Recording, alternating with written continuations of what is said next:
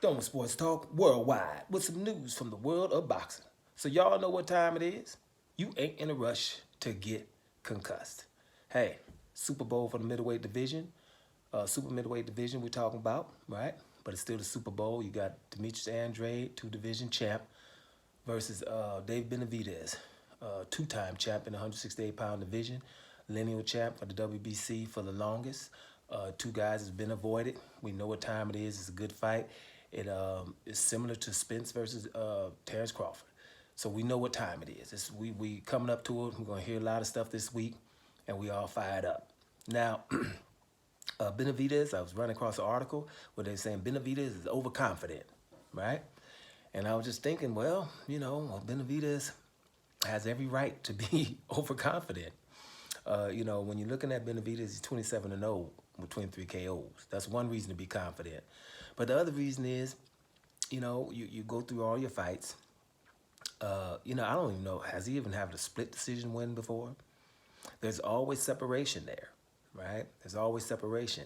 So with most of his fights, when you got separation in all your fights, then where that's where you pull your confidence from. You know that, hey, I'm better and considerably better than the rest.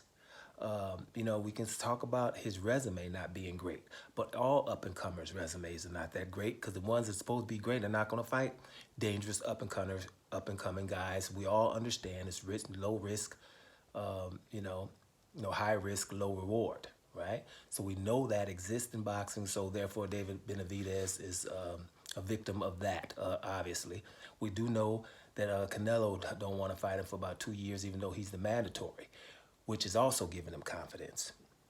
So, he hasn't we haven't ever seen him have to be on the back foot in a fight so far. Not in the 168-pound division. When he gets up there at 175, maybe a little bit higher than that, in that cruiserweight, we'll start seeing him have to show other facets of his game. But as of right now, he doesn't really have to show that. He's been front footing all of his opponents, and it's worked for him, and he's got the stamina to do this for 12 rounds, which makes him an issue for whoever the hell is going, he's fighting. So, you have those reasons to be. He's fought everybody who would fight him up in the division so far, and there's no people around there other than David Morrell where you're like, well, you won't fight him. The next best one in the bunch is Caleb Plant, and he's fought him. So he's got all the reason in the world to be confident. He has also people calling him up, Mexican legends, telling him, hey, wishing him well, saying that they even got him if he fights against Canelo. They got his back. Those are reasons to be extremely confident. His new moniker, the Mexican Monster, accidentally founded by Mike Tyson. You know what I'm saying? Mike Tyson said that's the Mexican Monster. Now it's his moniker. He believes it. He's embraced it.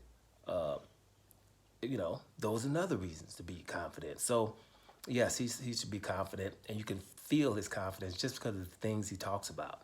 First of all, he's fighting Demetrius Andrade. That's pretty much, that's confident enough, because everybody in boxing understands what that means, just that alone. But to mention David Morrell as maybe his next opponent, just to mention him. And when he goes up to 175, right, he's mentioning, for example, Dimitri Bivol. All right, Canelo ain't mentioning no David Morrell. Canelo ain't mentioning no Dimitri Bivol. No more, ever. You'll see. He ain't gonna mention no Demetrius Andrade. Right? So because of those things, you know this guy is just totally confident. Now, is he overconfident? I won't say that. I'm not going to agree with that because of the simple fact of, when they talk about Demetrius Andrade, they, roll off his accolades and his strengths. They understand what they're up against. But even though, they still say, he's getting knocked the hell out. So that's pretty much what you want a boxer to say. You don't want a boxer to be too apprehensive about everything. So is he overconfident? I don't really think so. I think he's just supremely confident, and he has no reason not to be. All of the undefeated greats that's been walking people down. That's another thing with how Errol Spence, also very confident, because he was able to walk people down. He's going to break them down. Remember Errol Spence? He's going to break Terrence Crawford down. He's going to break his will down, much like a slave owner. All of those things. Supremely confident. I'm going to break you because I'm able to come forward in all my fights up until now. Come around round 5 and 6, all of a sudden he's got to backpedal a little against Terrence Crawford. We don't know if Demetrius Andrade is big enough to make that happen, but is skilled enough to probably make that happen. But up until now, it hasn't happened. So damn it, I'm confident. You know what I mean? Overconfident is something for us to decide. But if I had to decide if he's overconfident or not, I'm going to go with no. He should be confident as of right now. Doma Sports Talk Worldwide. And I'm up out of here, y'all.